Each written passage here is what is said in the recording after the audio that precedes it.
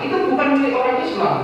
Jauh sebelumnya di Perjanjian Lama abad ke-6 itu kitab Esra juga mengatakan boleh saya bacakan ya supaya valid. Ini valid dari sarapankaki.com. Penulisnya adalah Ibu Rita Wahyu. Dia seorang ahli yang sekolahnya masuk di Israel, Pak. Oke. Jadi dengan sembarangan. Epilmines atau Mensre? Ya, dari segi bahasa itu artinya apa yang ada niat jahat atau tidak. Niat jahat. Niat betul. jahat. Ya. Apa yang ada di belakang kepala seseorang menyampaikan sesuatu. Baik. Bila demikian, bagaimana kita cara menilai apakah seseorang itu ketika misalnya membuat suatu ujaran atau penuturan, apakah itu video atau perbuatan, melihatnya dari segi aspek bahasa, apakah ini ada niat jahatnya atau tidak? Kita harus melihat dari konteksnya, dari pilihan katanya. Bila demikian, saudara ahli coba jelaskan dulu apa itu konteks, apa itu teks, apa kemudian semantik itu. Ya, teks itu apa yang tertulis. Ya. Apa yang tertulis pada yang kita baca itu teks. Teks. Ya. Nah, ada konteks itu situasi yang melatar belakangi teks itu. Misalnya, ketika saya menulis misalnya sakit gitu ya, saya tulis itu dengan sakit dengan i yang panjang. Iya. Nah, konteksnya bisa dipahami bahwa itu artinya dia mengeluh. Tapi kalau saya menulis sakit begitu saja dengan tanda tanya, berarti oh dia bertanya. Itu konteksnya. Atau sakit. Oh. Itu berarti rasain lo sakit. Seperti itu konteks. Apa yang yang melatari suatu tulisan itu. Nah, biasanya konteks itu tidak hanya dari kata-kata yang dia, tetapi kalimat-kalimat lain yang berada yang mengitari satu atau yang mengikuti baik sebelum maupun sesudah. Sesudahnya. Baik. Nah, bagaimana dengan semantik? Semantik itu artinya makna, ya, ilmu mengenai makna. Dan itu sangat luas. Nah, sekarang mengenai makna ini ada yang tadi berkaitan dengan ahli bahasa, ya makna yang sebenarnya. Makna yang sebenarnya dari kata itu. Nah, biasanya pengalaman saya sebagai ahli, ketika saya hadir di pengadilan, saya mengutamakan apa makna kata itu sebenarnya di dalam kamus. Kamus itu disusun oleh lembaga yang ditentukan oleh pemerintah, jadi dikontrol oleh pemerintah. Kenapa dikontrol oleh pemerintah, ya, terutama di Indonesia, supaya tidak menimbulkan masalah. Jadi kamus itu sebenarnya seperti undang-undang bahasa. Jadi kata ini dipakai artinya begini. Nah, itu makna yang sebenarnya. Tapi kita lihat makna dalam konteks atau ilmunya itu pragmatik, ya, atau ilmu wacana juga. Kita lihat misalnya tadi contoh saya itu dalam konteks apa. Jadi misalnya saya katakan, mohon maaf, misalnya saya katakan anjing, gitu ya. Yeah. Itu konteksnya, itu kan kata anjing itu sebenarnya untuk memaki. Tetapi kalau nadanya itu sebagai sebuah seruan, bisa saja itu sebagai tanda bahwa dua orang ini sangat akrab, tidak menimbulkan kemarahan pada orang lain. Baik. Mohon maaf yang mudah saya ingin ceritakan, di daerah saya ada budaya keakraban itu ditunjukkan kalau antara satu yang lain bisa menyebut alat kelamin ibunya. Sangat ini. Jadi bukan memaki. Bagi orang lain itu memaki, tapi kalau mereka sapaan pertamanya itu adalah menyebut alat kelamin ibunya masing-masing. Itu sudah berarti mereka sangat akrab. Kalau berani seperti itu sangat akrab. Tentu saja bagi orang lain itu mati. Itu yang disebut konteks. Maknanya harus ditafsirkan dari konteks sosial, budaya. Apakah konteks itu sama dengan kontekstual? Hampir sama. Apakah itu maksudnya dengan penjelasan ahli tadi itu bahwa bahasa itu dilihat juga dari segi aspek budaya maupun budaya atau saling menunjang antara bahasa dan budaya. Baik. Nah, tetapi saya sebagai ahli bahasa hukum, saya selalu mengatakan bahwa sebaiknya undang-undang itu harus menghindari yang namanya konteks itu. Dia harus betul-betul netral. Di dalam berbahasa itu ada nggak etika? Ya. Ada ya? Setiap bahasa Setiap daerah bahasa ada. apapun pasti ada. Apa itu etika? Etika itu sopan santun, ya itu tadi misalnya. Tapi etika itu sangat berkaitan dengan kebudayaan masing-masing kelompok sosial masing-masing masyarakat. Dia itu mengikat atau pilihan? Sebenarnya itu sangat mengikat ya. Kalau itu demi hubungan baik antar sesama manusia. Hubungan baik ya. Baik. Kemudian saya mau tanyakan juga kepada ahli kaitannya dengan penegakan hukumnya. Di dalam penegakan hukum itu ada 3 poin yang sangat penting. Pertama, kepastian hukum. Kedua, keadilan. Yang ketiga, kemanfaatan. Apakah ahli bisa menjelaskan 3-tiganya, mulai dari kepastian hukum, keadilan, dan kemanfaatannya? Kebetulan saya terlibat dalam penyusunan beberapa undang-undang. Kalau kita baca undang-undang, dia harus mulai dengan definisi dulu. Definisinya itu bisa panjang sampai puluhan nomor. Kenapa itu penting? Kenapa itu penting? Karena dia itu membatasi seluruh kata yang di definisi itu ketika dipakai di dalam undang-undang. Itu asas kepastian hukum. Semacam legalitas gitu. Legalitas. Jadi misalnya kata pemerintah di sini artinya apa? Kata orang artinya apa? Kata setiap artinya apa? Tidak sesuai dengan makna kamus, tapi sesuai dengan apa yang mau ditetapkan di dalam undang-undang. Jadi ada itu bisa dilihat di ketentuan umumnya. Betul, ketentuan umum ada batasan yang sangat banyak. Nah, kadang-kadang kita untuk apa ini? Itu penting untuk kepastian hukum. Ya, itu kepastian hukum. Yang kedua tadi asas keadilan. Keadilan itu artinya apa? Undang-undang itu jangan sampai menggerakkan masyarakat. Misalnya kami sekarang sedang melihat undang-undang ITE yang dendanya sampai 1 miliar, 700 juta sekian. Lalu kita lihat faktanya yang banyak terlibat kena pasal undang-undang ITE itu adalah masyarakat kecil. Lalu kita katakan, kenapa pasal hanya meneruskan kasusnya hanya meneruskan berita, bukan menciptakan berita.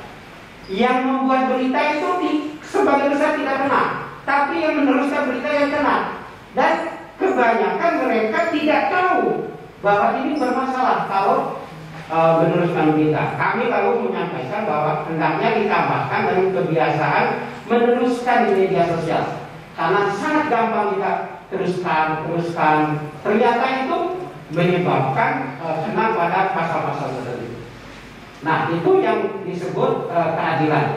Jadi undang-undang itu dibuat supaya tidak memberatkan masyarakat. Yang ketiga adalah kemanfaatan. Manfaatnya bagi masyarakat ada tidak? Ada undang-undang yang sebenarnya tidak ada manfaatnya bagi masyarakat. Ya, misalnya saya ambil contoh saja undang-undang bahasa. Itu diatur sebenarnya bahwa harusnya begini-begini, tapi pemerintah sendiri pun tidak. Jadi asas kemanfaatan kurang. Ejaan itu sebenarnya undang-undang, tapi tidak diikuti oleh masyarakat. Asas kemanfaatannya kurang, atau bisa jadi tidak ada sama sekali. Nah, padahal kami sebagai ahli bahasa selalu mengatakan ini loh, kalau kita tidak pakai tanda baca dengan baik, maka akan hasilnya seperti ini. Baik. Itu.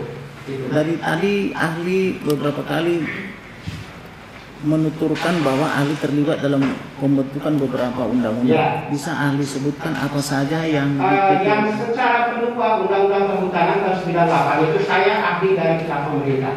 Hampir 3 bulan saya menonton di DPR menyusun apa yang berada di belakang menteri. Lalu kalau dia bingung dengan pertanyaan anggota DPR, dia balik ke saya, artinya apa gitu. Saya jelaskan, saya tulis, coret, dan saya kasih. Itu yang pertama. Yang kedua, sekarang kami diminta oleh kelompok masyarakat pengusung pengganti Undang-Undang ITE untuk menjadi ahli bidang bahasanya dalam memperbaiki Undang-Undang ITE itu. Kalau ahli sendiri sehari-hari aktivitasnya apa?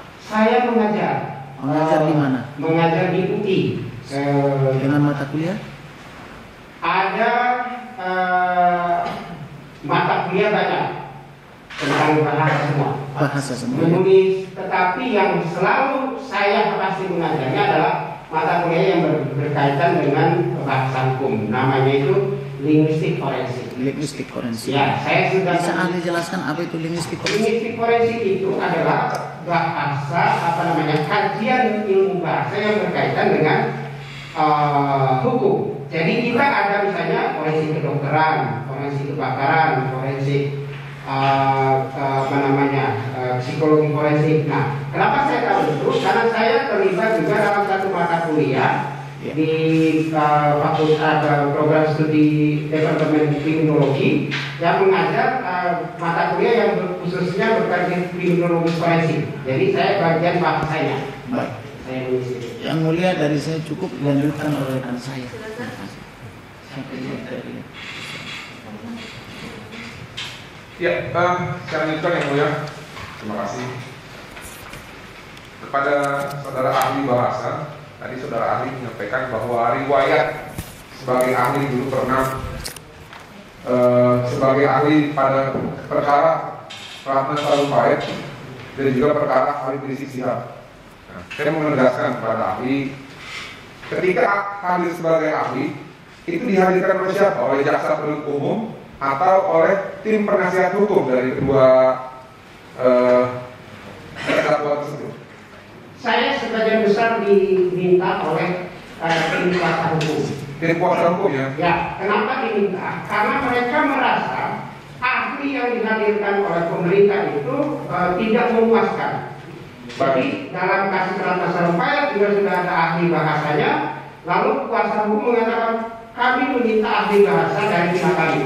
Begitu juga dari tim kuasa hukum Habib Rizik. Nah, khusus untuk Habib Rizik itu ada cerita kecilnya sampai mereka tidak percaya saya bisa hadir karena ada polemiknya di masyarakat.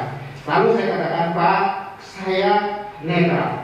Saya memberikan pengetahuan saya. Ahli itu hadir menyampaikan pengetahuannya, tidak memihak siapa-siapa. Berarti polemiknya itu ya? Ya. Sempat ada keraguan bahwa sangat. Ketika saya sampaikan permintaan mereka ke pimpinan saya, lalu pimpinan saya tidak menolak, lalu saya dikirim. Satu lagi Pak, mengenai dari Habib Rizik ya. Kan beliau ini terkenal keras ya Pak? Ya. Nah, bagaimana Bapak bisa sebagai ahli tetap memegang sumpah profesi gitu dan masih mau memberikan kesaksian sesuai dengan ahli, netral, objektif? Jujur saja, setelah saya hadir di pengadilan, yang banyak mencela saya justru teman-teman saya yang Katolik yang sangat tidak memahami kedudukan ahli. Seperti itu. Saya berkali-kali bahkan saya sampai diancam akan dilaporkan ke Dewan Berusaha. Saya katakan silakan, saya akan bertanggungjawabkan apa yang saya jelaskan di pengadilan. Rekamannya ada, saya tidak keluar dari ilmu saya. Sumpah profesi penting ya Pak? Ya. Selanjutnya,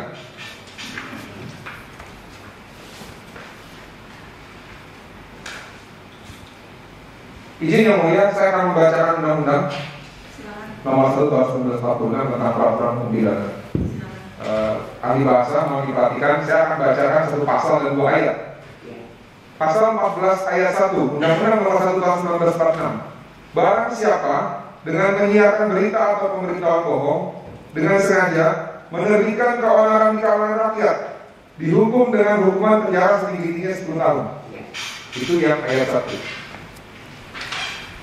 Yang ayat 2, barang siapa menyiarkan suatu berita atau mengeluarkan pemberitahuan yang dapat menerbitkan keonaran di kalangan rakyat, sedangkan ia patut dapat menyangka bahwa berita atau pemberitaan itu adalah bohong, dihukum dengan penjara setinggi-tingginya 3 tahun.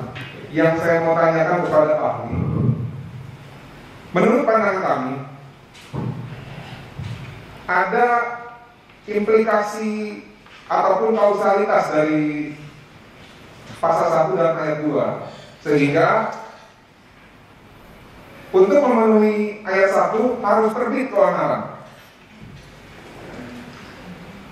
Dan untuk memenuhi unsur ayat 2 tidak harus terjadi keonaran. Bagaimana menurut pendapat saudara ahli? Sesuai tafsir linguistik forensik, tafsir bahasa hukum. Ya, ini yang mulia saya minta.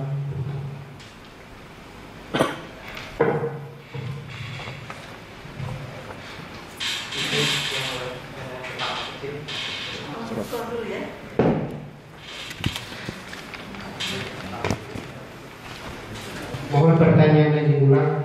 Ya, saya ulang ya, Ali. Di dalam rumusan pasal 14 ayat 1 Undang-Undang Nomor 1 Tahun 1946 dan ayat 2, di sini di dalam teks dijelaskan bahwa ayat 1, barang siapa dengan menyiarkan berita atau pemberitahuan bohong dengan sengaja menerbitkan keonaran di kalangan rakyat dihukum dengan hukuman penjara setinggi-tingginya 10 tahun. Ya. Lalu yang ayat 2, barang siapa menyiarkan suatu berita atau mengeluarkan pemberitahuan bohong yang dapat menerbitkan keonaran di kalangan rakyat, sedangkan ia patut dapat menyangka bahwa berita atau pemberitahuan itu adalah bohong, dihukum dengan penjara setinggi-tingginya 3 tahun. Menurut pemahaman kami selaku penasihat hukum terkait pasal 14 dan ayat 2 ini ada hubungan kausalitas. Tidak akan ada keonaran kalau tidak ada pemberitahuan bohong. Lalu tidak ada keonaran kalau tidak ada pemberitahuan bohong. Nah, yang saya maksud gini Pak, apakah yang dimaksud dengan pasal 14 ayat 1 sesuai dengan tafsir linguistik itu harus ada dulu keonaran, harus terjadi dulu keonaran untuk menggenapi pasal tersebut itu sesuai dengan tafsir linguistik. Dan jika tidak terjadi keonaran, bukan terbitnya keonaran, itu akan masuk dalam rumusan pasal 14 ayat 2 karena ada diksi dapat menerbitkan keonaran dalam rakyat. Ya, betul sekali. Saya dari segi bunyi pasalnya memang maksudnya seperti itu. Apalagi saya melihat kok sama ya. Tetapi di bawah ini di dalam undang-undang ITE itu sudah dijelaskan dengan kami berusaha untuk memperjelas bahwa ada pengetahuan yang disebut dengan sengaja itu harus didefinisikan bahwa si penyebar berita itu tahu bahwa ini bohong. Begitu, tahu bahwa ini bohong. Nah, ini konsekuensinya pasal yang ayat yang kedua itu memang tanpa keonaran tapi dia sengaja. Pasal yang kedua ini berarti ada potensi keonaran sehingga hukumannya memang lebih rendah. Begitu. Nah, saya berdasarkan ini Pak. Ya. Keonaran itu dengan kesengajaan atau harus timbul keonaran Pak? Kalau sesuai dengan konteks dari pasal itu dia, dengan kata sengaja, dengan sengaja. Jadi di pasal 2, karena dia katakan begini. 14 ayat 2, 14 ayat 2 ya. 14 ayat 1 ini. 14 ayat 1 itu tidak ada, dia hanya mengatakan ya, dengan sengaja menerbitkan keonaran. Jadi harus ada keonaran. Harus ada keonaran ya. Ya. Sedangkan yang kedua, mengeluarkan pemberitahuan yang dapat menerbitkan, yang dapat itu berpotensi menerbitkan. Jadi pemberitahuan yang berpotensi saja. Begitu. Baik. Sesuai dengan pengalaman ahli, ya. Sebagai saksi ahli yang dihadirkan oleh pembela tim Kompas penasihat hukum dari saudara Habib Rizik Sihab ya. Apakah saudara juga mengupas pasal ini di persidangan pada saat itu? Pada saat itu tidak terlalu banyak dikupas, kecuali waktu sidang Ratna Sarumpait, karena di dalam sidang Ratna Sarumpait itu saya menyampaikan bahwa tidak ada keonaran di dalam masyarakat. Nah, di dalam sidang Habib Rizik Sihab itu lebih kepada untuk apakah berita kehadiran Habib Rizik di rumah sakit itu menimbulkan keonaran di masyarakat atau penyampaian berita bohong positif dan tidaknya itu. Jadi lebih ke hasil positif sidang kita rapid test itu. Itu rapid test PCR. Jadi memang sebelumnya Habib Rizik Sihab mengatakan saya menyampaikan memang tidak, karena memang belum keluar hasilnya. Karena saya tidak merasa, tidak ada gejala dan lain-lain. Saya tidak bisa dikatakan bohong karena saya belum keluar hasilnya, memang sudah dites. Kan PCR itu dulu memerlukan waktu yang panjang, beda dengan sekarang. Karena rumah sakitnya sedikit, gitu. Dan sekarang bisa pakai jam ukuran yang dulu harus pakai hari. Nah, dalam hari sesudah dites sampai dengan dia menyampaikan pengumuman bahwa dia tidak terkena COVID, itu dia katakan ya saya tidak bohong karena memang saya tidak sakit, tidak merasa sakit, hanya di situ yang disebut bohongnya. Saya mau menegaskan tadi ahli menjelaskan bahwa perdebatan ataupun kegaduhan di dalam dunia maya itu sesuai tafsir linguistik ahli, karena arti dari keonaran pun berubah-ubah, dinamis. Ya, dinamis dan arti yang keonaran di tahun 46 ketika undang-undang ini dilegislasikan ataupun dijadikan undang-undang, ya, menyesuaikan dengan zaman di masa lalu. betul. Karena pada masa itu belum ada media sosial. Telepon pun sangat terbatas. Baik. Jadi ukuran keonaran itu adalah fisik. Baik. Nah, yang saya mau tanyakan, tadi saya mau tegaskan juga. Ahli mengatakan bahwa kegaduhan di dalam dunia maya, pro dan kontra, like dan dislike, kecaman, itu tidak bisa dijadikan ukuran suatu keonaran dikontekskan ke dalam ayat 14 ayat 1. Nah, lalu sebagai alat ukurnya, ahli ini menjelaskan bahwa perasaan masyarakat di media sosial itu memang sangat impulsif, ya, ataupun sangat sangat gampang diprediksi gitu. betul. Jadi tidak bisa jadi ukuran, harus ada chaotic gitu di dalam suatu dunia nyata, barulah bisa didefinisikan sebagai keonaran sebagaimana di dalam pasal 14 ayat 1. Ya. Nah, yang saya mau jelaskan, bisa nggak ahli ditegaskan tadi mengenai penjelasan itu menggunakan bahasa tafsir linguistik? Iya, saya ambil satu contoh lain. Ketika kasus yang paling terakhir misalnya, pasal ini bisa dipakai, keonaran ini bisa dipakai karena memang masyarakat adat Dayak itu sudah ribut sekali. Dan mereka bahkan sampai mengancam itu sudah menimbulkan mereka berkumpul, berdemonstrasi, datang ke DPR. Itu satu fakta fisik.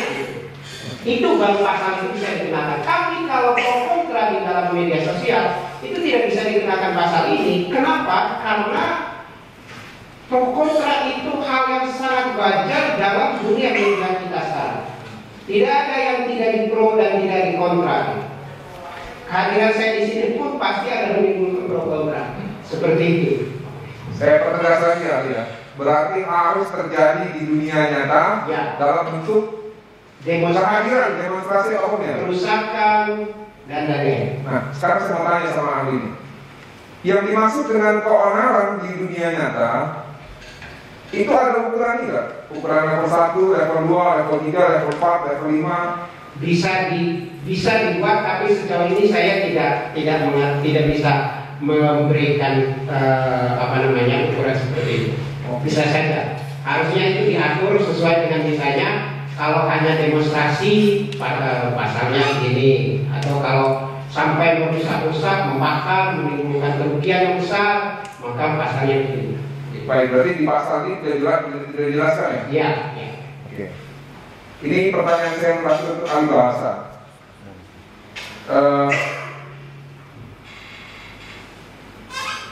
Saudara ahli tentu bisa mendefinisikan apa yang disebut dengan mengutip, lalu apa yang disebut dengan paraphrase. Sangat bisa.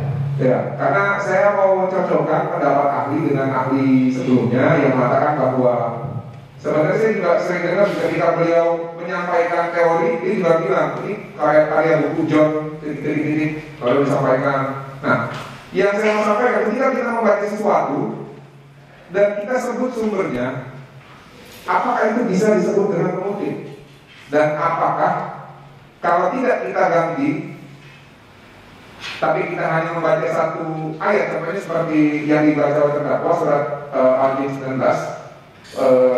terdakwa ini membaca satu ayat, namun ada perbedaan pendapat ahli. Ada yang bilang itu paraphrase karena tidak dibaca ayat 1 sampai ayat terakhir, ataupun yang lebih ekstrim lagi, ahli agama Islam benar memperspektif. Jadi yang namanya Al-Quran itu harus utuh dari surat 1 sampai surat akhir. Nah, saya mau tanya sesuai dengan tafsir linguistik forensik, apa sebenarnya yang disebut dengan mengutip itu? Ya, saya jawab. Mengutip itu harus mengambil sesuai dengan aslinya. Baik. Ya, mengutip itu ada dua jenis, mengutip langsung dan mengutip tidak langsung. Mengutip langsung itu berarti kata-katanya, tanda bacanya, bahkan kesalahan di dalam teks aslinya harus tetap diikuti di dalam ketika kita pindahkan ke dalam teks yang lain. Sedangkan kutipan tidak langsung itu kita mengambil intisarinya. Misalnya tadi Bapak pengacara mengatakan kira-kira intinya begini bunyinya. Karena dia Bapak pengacara ini tidak paham, tidak hafal. Yang beda dengan Bapak pendeta hafal pasal-pasal ayat-ayat dalam Alkitab. Nah, kalau itu kutipan tidak langsung. Tapi itu juga kutipan. Parafrase adalah ketika kita hanya menyebut menurut John, lalu kita tulis dalam bahasa kita. Tapi kita tetap mengatakan bukan saya loh yang ngomong, tapi John. Begitu. Jadi dalam bahasa kita seluruhnya dalam bahasa kita sesuai kemampuan kita. Maka parafrase itu tidak persis sama dengan aslinya. Sedangkan kutipan harus sama dengan aslinya. Begitu.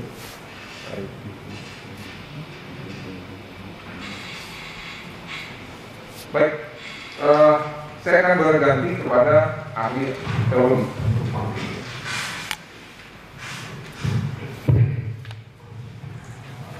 Saya ingin menanyakan pada ahli teologi,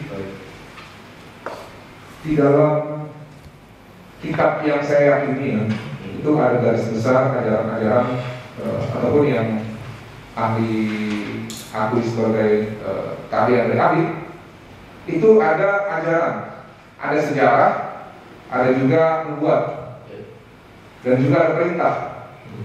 Yang saya mau tanyakan kepada ahli, bagaimana jika ada penambahan hal-hal yang sifatnya positif, ritual, entah dalam bentuk ritual, penambahan seperti orang Kristen itu ibadah hari Minggu dan merayakan Natal, Paskah, dan Hari Kebangkitan.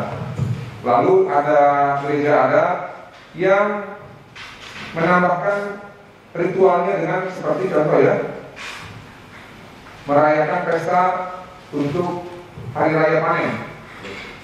Lalu saya juga dengar di salah satu daerah Sulawesi ada juga yang untuk acara penguburan jenazah itu ya, dengan adat ya.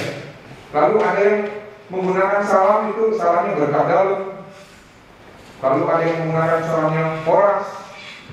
Lalu ada yang menggunakan salam bahasa Inggris. Walaupun memang di dalam Kristen sendiri tidak dijelaskan shalom itu berasal dari mana. Apakah memang yang menemukan adalah Tuhan Yesus atau bukan? Hanya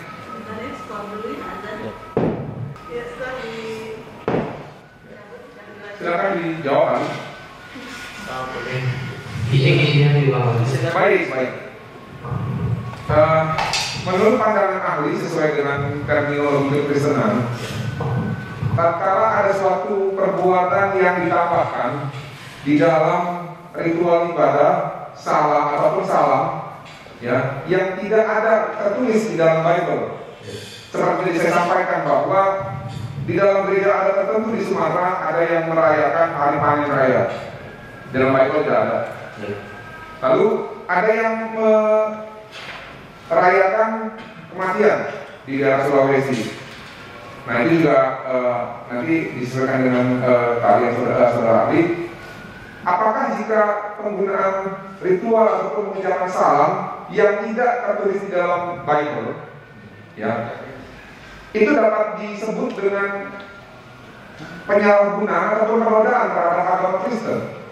Baik, saya koreksi sedikit bahwa di Bible itu ada perayaan panen raya, pondok daun dan sebagainya. Tapi itu adalah perjanjian lama yang gambarannya adalah ucapan syukur kepada Yesus dan lain sebagainya. Di dalam kekristenan, esensinya itu bukan pada ritual maupun simbol-simbol. Maka dari itu ketika simbol-simbol kami selalu dipatahkan dan sebagainya, kami tidak ada demo, karena esensinya bukan di situ, tetapi siapa yang dibalik simbol itu. Nah, mengenai ritual, sepanjang syahadatnya sama, yaitu Roma 10 ayat 9 dan 10, barang siapa mengaku Yesus Kristus adalah Tuhan, Juru Selamat dan seterusnya, maka ritual segala macam dan seperti yang saya katakan dari awal, Tuhan kami adalah Tuhan yang kontekstual, hadir di kota perjanjian lama melalui memilih bangsa Israel. Bahasanya pun tidak satu, Pak. Di Alkitab itu ada 3 bahasa yang digunakan, ya, Aram, Ibrani, dan Yunani. Bahkan ketika kejadian Pentakosta di Kisah Rasul 2, di situ ada bangsa-bangsa yang dipakai Tuhan memakai bahasanya memuliakan Tuhan dalam bahasa orang dan sebagainya. Jadi tidak ada masalah dengan hal tersebut. Begitu, termasuk bagaimana ibadah. Saat ini perkembangannya ini cukup panjang. Ada yang pakai musik band lengkap, ada yang pakai mainstream seperti HKBP, Gemim dan lain sebagainya, Katolik dan lain sebagainya. Kami tidak ada masalah itu, sepanjang Tuhannya sama. Memang secara subjektif masing-masing orang beda, namanya juga opini, namanya pandangan yang fanatik dan lain sebagainya. Tetapi kalau saya mengajarkan sepanjang syahadatnya sama, maka itu tidak ada masalah dan Tuhan tidak mengutuk kami, tidak ada masalah. Apakah ini ketidaktakuan? Tidak. Tuhan kami adalah Tuhan yang kontekstual. Contoh mengenai yang saya katakan tadi, mengenai azan, mohon maaf dalam hal ini di jauh sebelumnya sudah ada Shema Israel. Saya beri contoh, boleh saya? Sorry, iklan.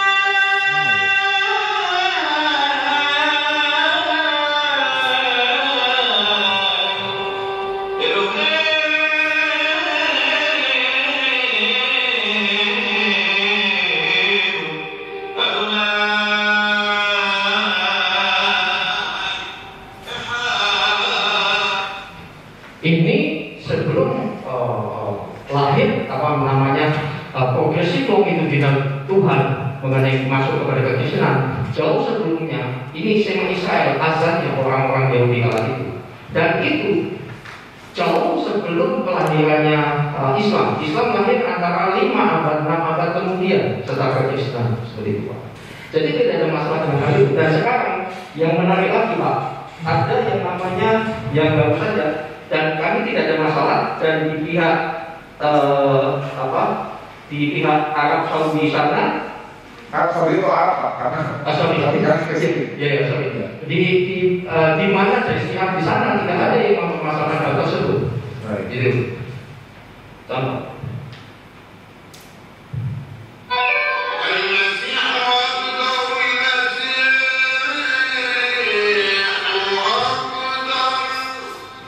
Dan seterusnya. Oh, baik. Tidak ada masalah. Jadi di kekristenan tidak ada. Bahkan kami menyambut baik. Saya sebagai seorang yang sudah sekolah kontekstualisasi dan sebagainya, kami menyambut baik hal tersebut. Karena ini soal bahasa yang netral. Sepanjang dia mengatakan Isa masih dalam konteks koridor kekristenan di Yesus Kristus, tidak ada masalah. Soal karena kami bukan agama ritual, bukan agama simbol. Simbol penting, tetapi esensi dari simbol itu yang kita tetapkan.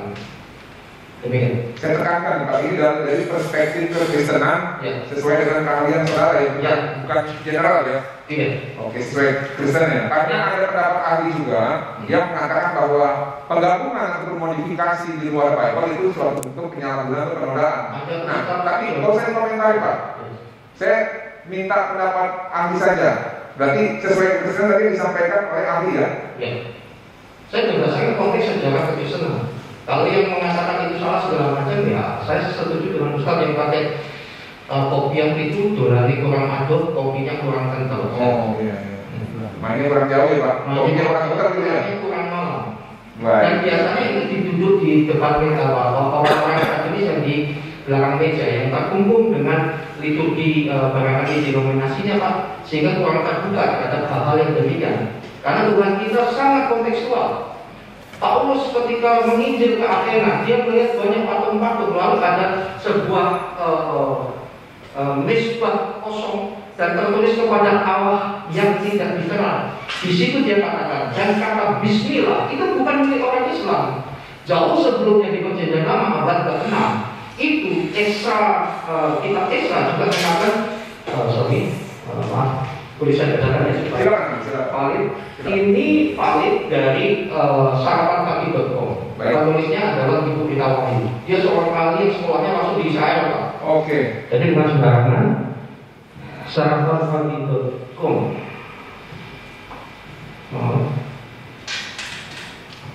Kepencet. Inilah teknologi, Pak.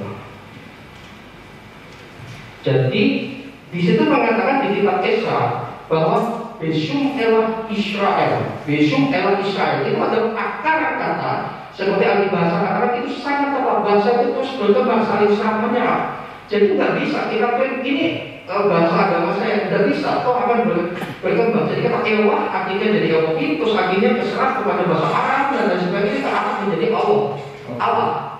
Dan kita menggunakan Allah, ya tidak masalah. Kalau pun tidak sejarahnya, ingat ya kelahiran Islam adalah 500 atau 600 tahun kemudian.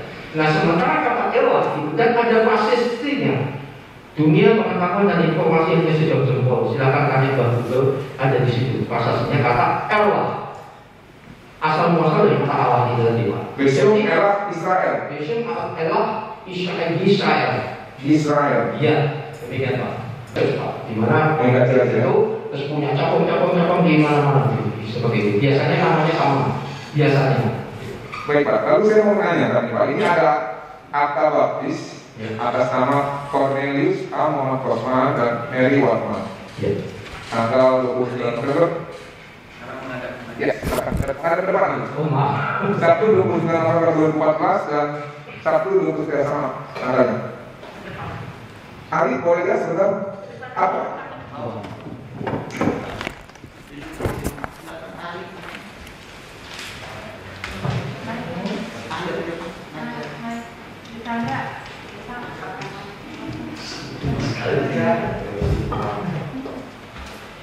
Ini ada surat baptis.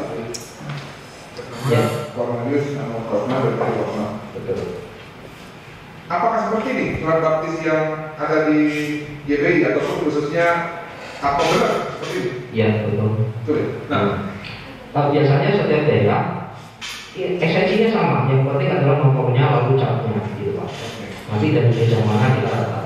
ini cap yang sama seperti kami gunakan juga di gereja ini. Iya. Betul. Dan mengenai cap lokal itu Pak seperti ada juga yang menggunakan nama gereja lokalnya semacam itu. Lalu apakah ahli tahu mengenai sertifikat KOM? Oh iya, kalau KOM-nya sangat mengenal sekali di GBI, terutama yang Megasud mengadakan pelatihan komunitas, ya KOM, ya itu semacam kayak singkatan Pak, ya semacam itu. Itu biasanya untuk gereja lokal mengadakan pelatihan tentang Injil. Lalu ahli tahu nggak ini apa? Nih KOM. Ya ini tadi Pak, kami gereja-gereja biasanya dalam mendidik jemaat membuat ada yang namanya KOM. Kalau saya namanya komsel, ada pemuritan semacam itu Pak, memuridkan untuk mengenal firman Tuhan. Lalu setelah dilakukan pembaptisan, apakah benar nanti jemaat itu mendapatkan kartu warna jemaat? Gereja besar akan seperti itu Pak, profesional mungkin seperti itu. Bapak punya juga, keluarga juga seperti ini? Iya, tetapi biasanya kita lebih simpel karena saya gereja kecil. Baik. Saya pikir cukup yang mulia sudah teruskan pertanyaan di bawah. Baik.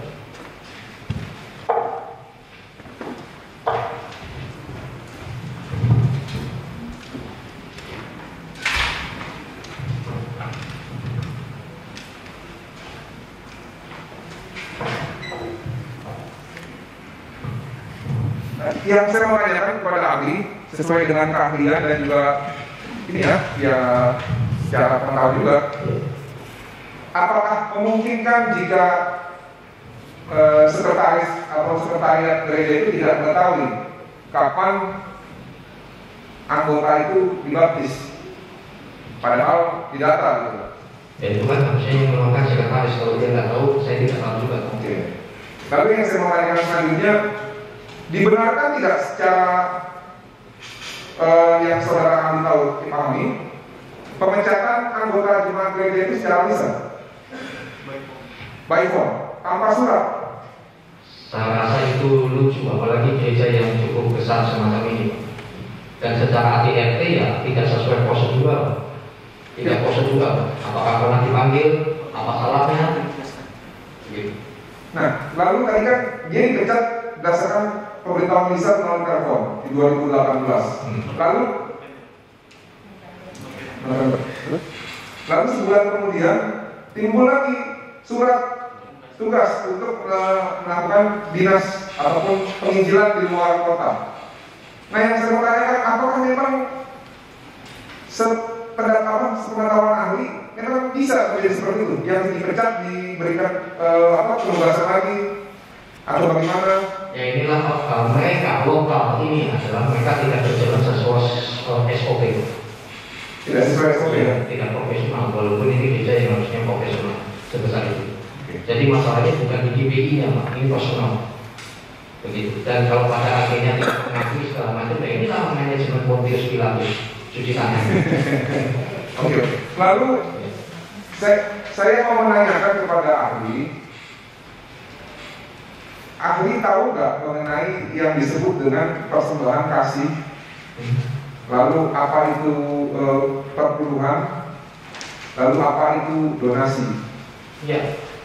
Persembahan kasih tergantung konteksnya apa. Kalau di gereja itu ada namanya persembahan, kolektor dan lain sebagainya, dan semua tertulis. Kebetulan saya itu lagi membahas pengajaran dari keuangan sampai imamat, dan itu memang kewajiban memberikan persembahan. Firman Tuhan sudah jelas sampai 2 kali ayat di keuangan serupa. Janganlah orang datang ke hadiratku dengan tangan hampa, semacam itu. Dan orang lain itu harus hidup dari persembahan. Itu konteks perjanjian lama. Dan saat ini konteksnya adalah kamu 2 Korintus 8 ayat 13 dan 14. Kamu dibebani bukan supaya orang lain mendapatkan keringanan, tapi supaya ada keseimbangan. Ayat 14-nya, kelebihan kamu dan dalam menyembuhkan kekurangan mereka supaya ada keseimbangan. Jadi orang yang memberitakan Injil harus hidup dari Injil. Itu ada ayatnya. Demikian Pak. Nah, mengenai persepuluhan itu juga pro kontra. Tetapi saya menemukan adalah persepuluhan itu memang secara eksplisit di perjanjian baru tidak tertulis, tetapi itu bisa diterapkan contohnya di DBI.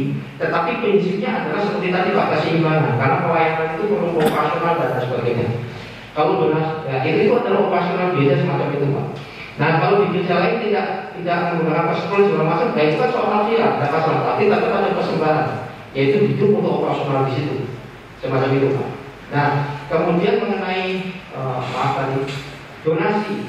Nah, kalau donasi itu kan ya tidak bisa saya simpulkan, masing-masing yayasan juga berdonasi, yang lain juga cari donasi, donasi dan seterusnya.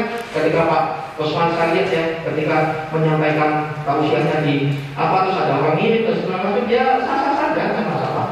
Saya saat ini sampai sekarang ini Pak, ada yayasan Islam juga minta donasi dari saya, selalu ada saja.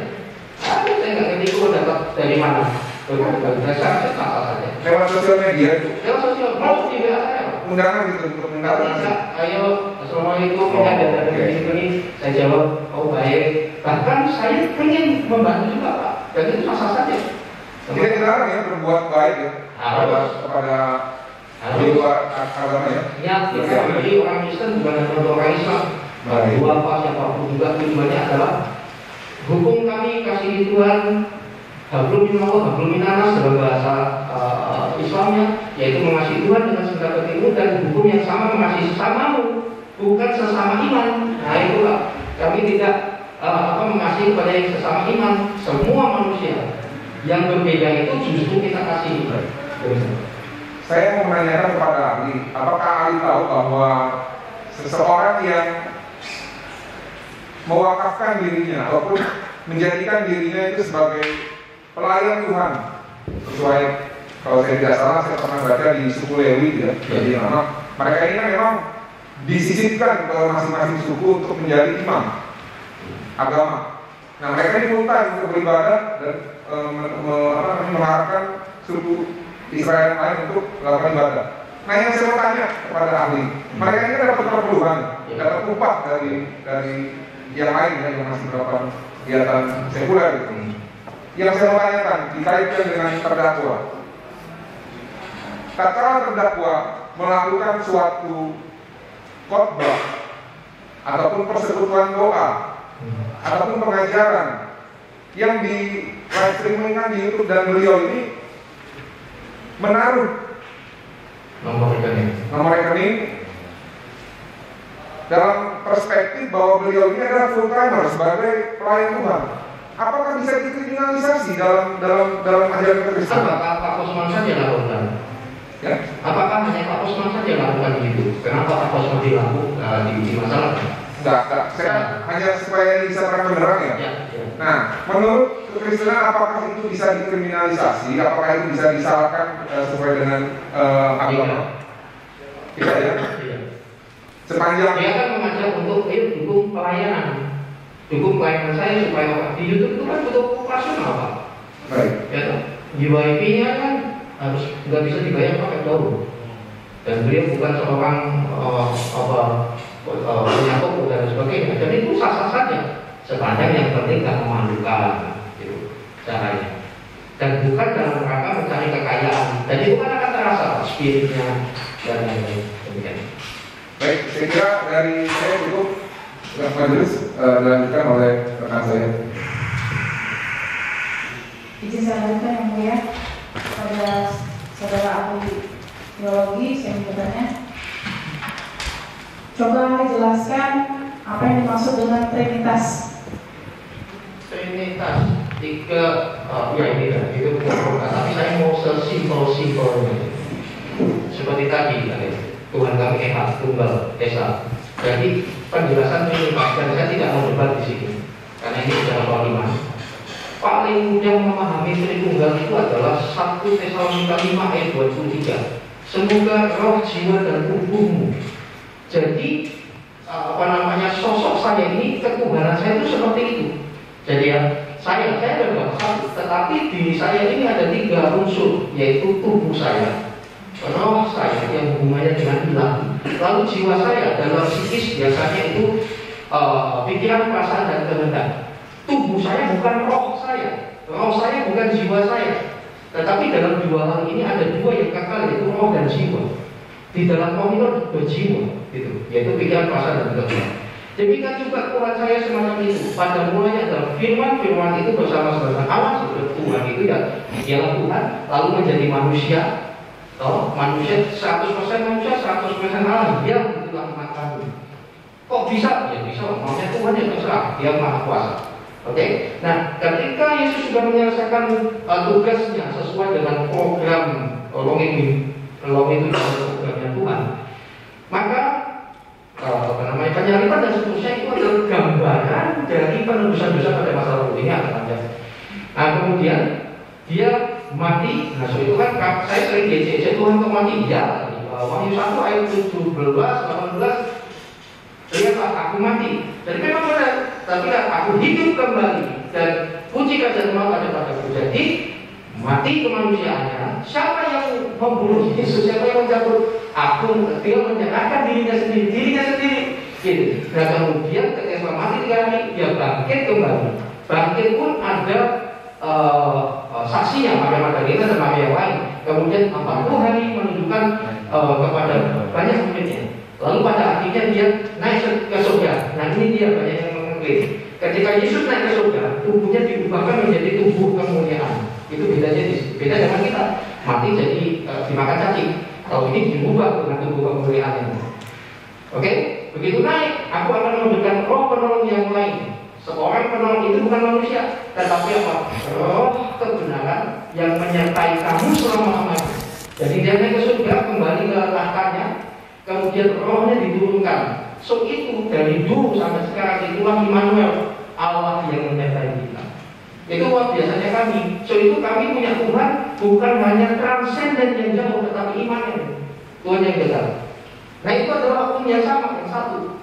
Demikian. Nah ini hanya bisa diketahui, dipahami dengan iman. Tuhan kami bukan 3, dia saya 1, tapi ada 3 unsur. Tubuh saya bukan roh saya bukan jiwa. Tetapi ini adalah satu iman. Demikian. Coba tolong jelaskan apa arti dari pengikut Yesus. Itu Kisah Rasul berapa ya? 11 ayat 26 ya. Di Antioquia murid-murid itu disebut Kristianos, follower of Jesus, orang yang mengikuti Yesus. Itu sebetulnya Yesus mendirikan agama apa? Tuhan tidak menambah agama Yesus itu. Sebutan saja Kristianos, pengikut Yesus itu pun dulu ejekan tuh. Wah, karena apa? Hidupnya beda. Mereka lebih kudus, mereka berubah dan sebagainya. Bagi kalangan Yunani di Antioquia itu sesuatu yang aneh. Gak minum mabuk, gak selingkuh dan lain sebagainya. Akhirnya disebut Kristianos. Nah, akhirnya disebut Kristen. Ya sampai Raja Agripa kalau nggak salah, ketika ditunjukin Petrus atau siapa saya lupa, tapi esensinya sama ya.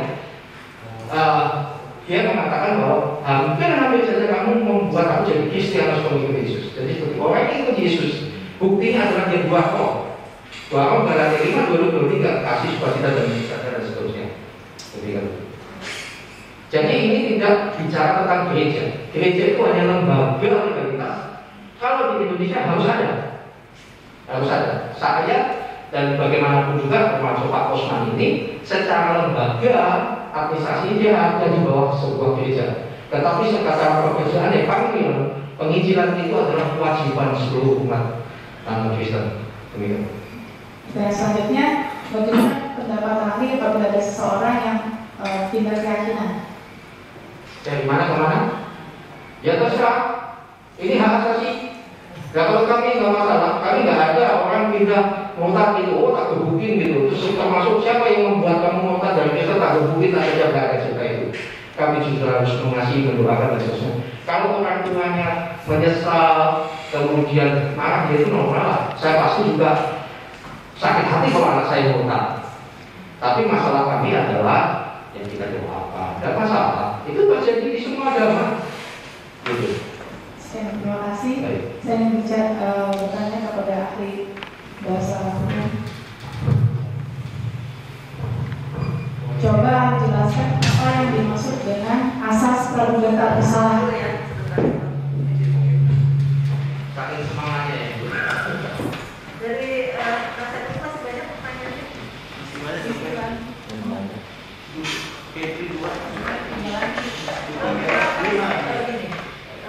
Mengingat waktu juga, ya kita akan skor dulu. Akhirnya saya nggak karena banyak pertanyaannya ya. Jadi kita akan skor setengah jam. Ada perubahan Pak dari kesepakatan awal. Kemudian nanti kita akan setengah jam lagi kita akan lanjutkan kembali. Nanti setelah nanti dari nasihat ini selesai. Pertanyaan lagi. Ya, silakan saja, tidak apa-apa. Nanti baru setelah itu skor nanti kita akan dulu. Jadi apakah kita selesainya sebelum maghrib atau gimana? Ya. Kalau dari kami mungkin banyak pertanyaannya. Bisa maghrib.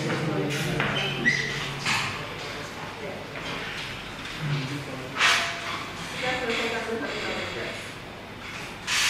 Ini kalau soal setengah 6 belum tahu. Iya. Ya baik, saya Belum ya, silakan. terima kasih yang mulia kepada saudara ahli. Saya ingin bertanya, coba tolong ahli jelaskan apa yang dimaksud dengan azas praduga tak bersalah. Ya, itu bahasa hukum. Ini keberatan bagi saya, mungkin kurang tepat ditanyakan karena ini kan bukan ahli pidana, ini asas hukum. Tapi kalau arti mungkin masih lebih tepat. Ya, pertanyaannya ada yang saya Secara bahasa atau secara bahasa hukum? Dari segi bahasanya, dari segi bahasanya, praduga. Ya, saya ingin jelaskan.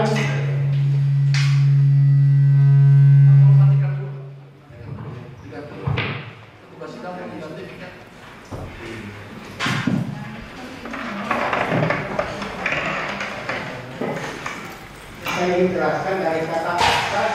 Asas itu artinya dasar. Praduga itu artinya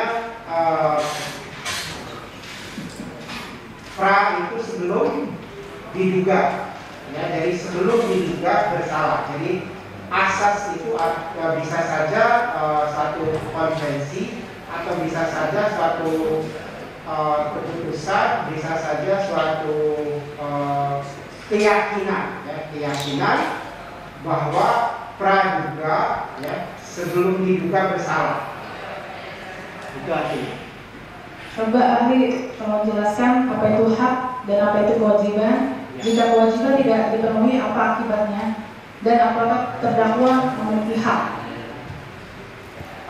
Hak itu adalah sesuatu yang dimiliki seseorang untuk melakukan sesuatu atau tidak melakukan sesuatu. Jadi saya berhak untuk diam atau untuk berbicara. Jadi bisa melakukan sesuatu atau tidak melakukan sesuatu. Nah, kewajiban adalah suatu keharusan yang dilakukan seseorang sesuai dengan sesuai dengan identitasnya. Misalnya kewajiban saya sebagai seorang dosen adalah mengajar, gitu. Tapi hak saya sebagai seorang dosen adalah hak untuk misalnya mendapat honor dari pengajaran saya, seperti itu. Ya, coba Ali tolong jelaskan apa arti bebas demi hukum. Arti bebas demi hukum. Kata bebas artinya merdeka, tidak dihukum. Demi hukum artinya karena aturan hukum, karena aturan hukum, atau karena tidak terpenuhinya aturan hukum. Apakah, coba tolong ahli jelaskan, apakah membaca apa yang tertulis apa adanya dapat dikategorikan menista?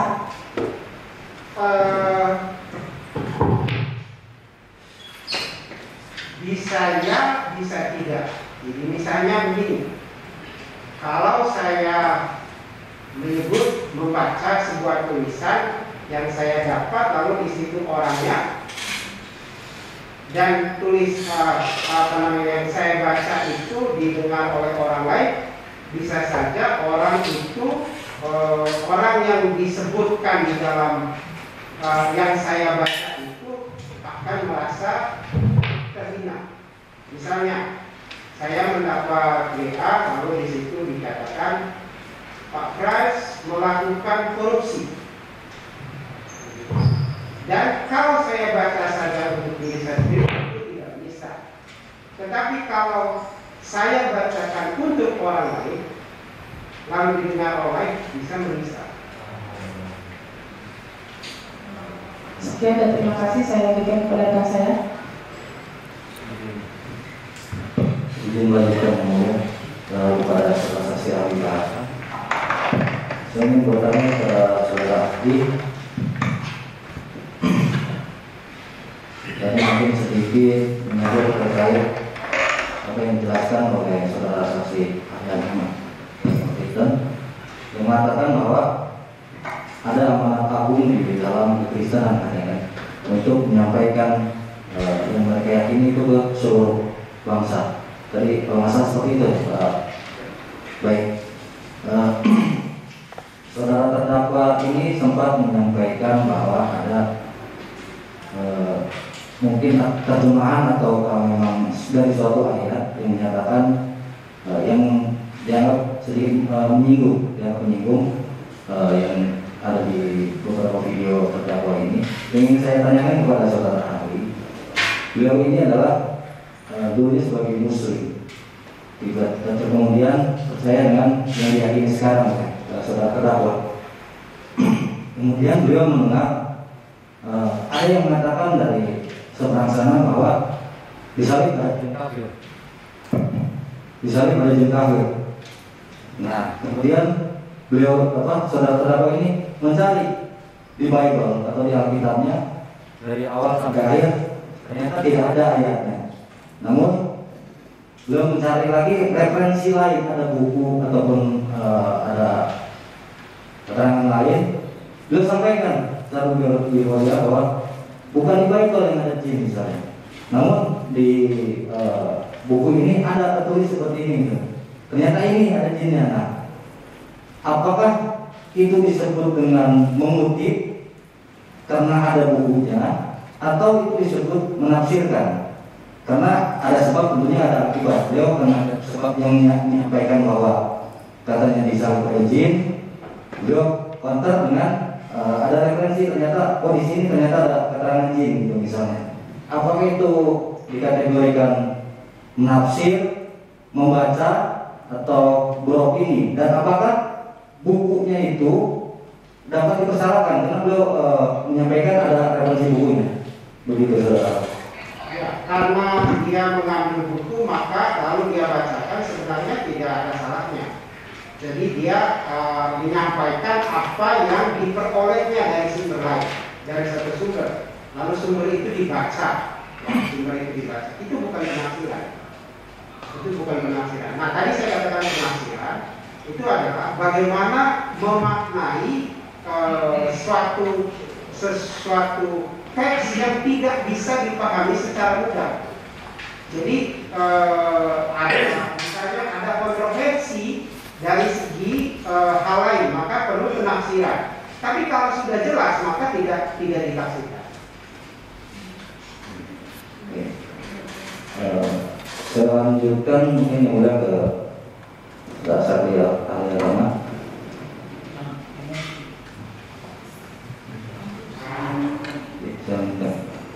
Baik, saudara ahli, saya ingin tanyakan kepada saudara ahli, dengan berkembangnya media sosial saat ini, salah satu yang mungkin adalah Facebook, ada YouTube, dan masing-masing pribadi memiliki euforia ketika mereka menemukan suatu keyakinan yang baru, yang tentu mereka akan penuh meyakini hal tersebut.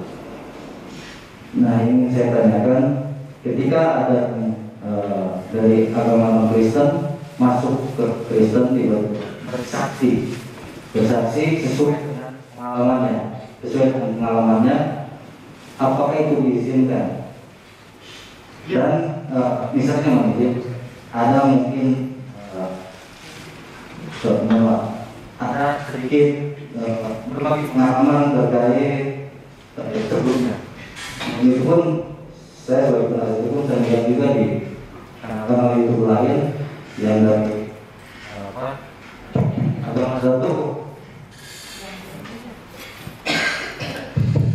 agama satu menceritakan bahwa saya dulu di agama saya seperti ini, kemudian ketika saya ketemu semua seperti itu. Nah, sebagai ahli dan sebagai seorang dosen, cara mengcounter ataupun cara memberikan pemahaman, karena ini tujuan kita adalah menjaga kesatuan NKRI tentunya.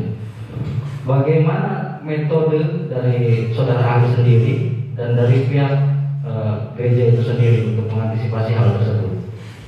Begitu. Kalau saya secara pribadi, orang tersebut hanya menceritakan pengalamannya bertemu dengan Tuhan Yesus, pengalaman pribadi. Dan kalau saya biasanya terjadi euforia, bukan hanya di kita saja, semua begitu. Yang di kalangan kalau tidak disebutkan luar atau yang di luar kita terang-terangan, dan hanya itu tadi Pak, hanya soal caranya. Dan kalau ada orang yang baru euforia masuk ke sebuah agama, tidak itu biasanya kala itu lagi bergabung-gabungnya, dia akan terus menceritakan hal tersebut. Dan biasanya pihak yang merasa mendapatkan jiwa baru Islam itu akan memberikan peluang untuk menceritakannya. Hanya masalahnya kan nanti direspon, Pak. Respon yang di luar, dan itu tidak bisa dibendung dalam hal ini. Gitu. Karena kan sama saja di pihak luar juga banyak kejadian-kejadian semacam itu. Baik, terima kasih. Yang mulia, satu lagi kepada saksi ahli bahasa, ketinggalan tadi, maaf. Saudara ahli, apabila seseorang yang tadi saya melanjutkan pertanyaan yang tadi, menyampaikan ada referensinya, menyampaikan di publik dengan euforianya karena keyakinan tersebut, kita nggak bisa bendung terkait keyakinan, saudara ahli. Nah, disangkakan dengan pasal yang tadi ke Undang-Undang Nomor 1 Tahun 46, menyebarkan berita bohong, disematkan undang-undang tersebut. Namun ada juga yang mengatakan disalib ada jin, kemudian terus kalau masalah ada Roh Kudus dari Roh Kudus, itu tidak ada referensinya, namun tidak disematkan pasal-pasal tersebut. Apakah hal tersebut menurut saudara ahli bahasa itu sesuatu hal yang merata atau memang ada kebijakan-kebijakan lain untuk menentukan hal tersebut, saudara ahli? Maaf, saya tidak terlalu paham konteks pertanyaan, tetapi mungkin saya bisa jawab begini. Dalam hal ini, yang serta saja yang dikatakan oleh ahli agama bahwa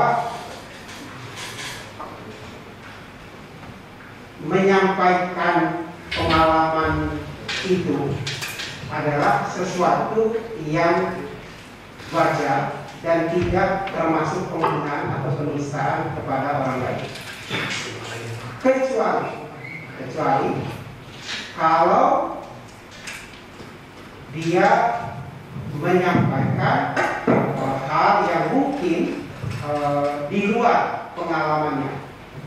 Ya, jadi ketika saya menyampaikan pengalaman, menyampaikan kesaksian itu tidak melanggar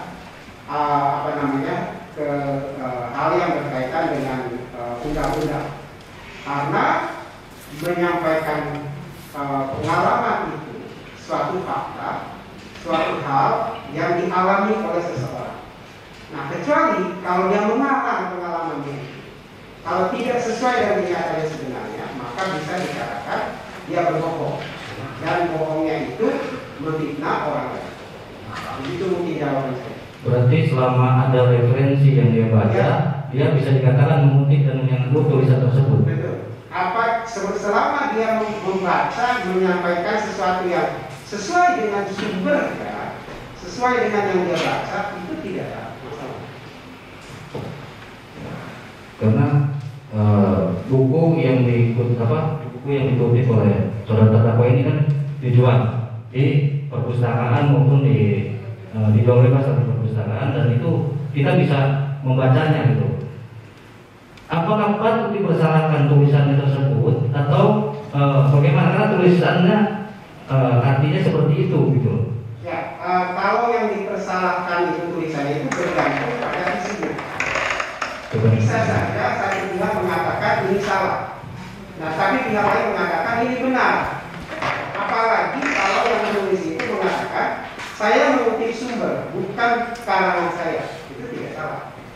Jadi perdebatan mengenai suatu hal itu tidak hanya terjadi dalam agama, tetapi juga dalam kalangan ilmiah seperti kami. Ada yang setuju, ada yang tidak. Nah, misalnya saja perdebatan mengenai COVID saja itu cukup panjang, sampai kita harus berpatokan pada lembaga resmi yang namanya WHO. Jadi gunanya lembaga resmi itu untuk menengahi perdebatan-perdebatan itu. Dan tidak salah kalau saya punya data mengatakan begini, dia punya data mengatakan itu tidak salah. Berbeda pendapat. Begitu. Berarti ketika ada referensi buku tersebut atau naskahnya tidak bisa dikatakan sebagai penyebaran kebohongan. Tidak. Terima kasih, saudara. Kami cukup ini. Ya, kita stop dulu ya, sampai jam 5 ya. Jadi kita lanjutkan dengan pertanyaan dari jaksa penuntut umum. Kalau memang ini memungkinkan kita lanjut dengan majelis hakim, atau kalau tidak memungkinkan kita akan stop dulu setelah nanti. Kita lihat situasinya ya. Oke, di stop dulu ahli ya, kita bisa masuk istirahat.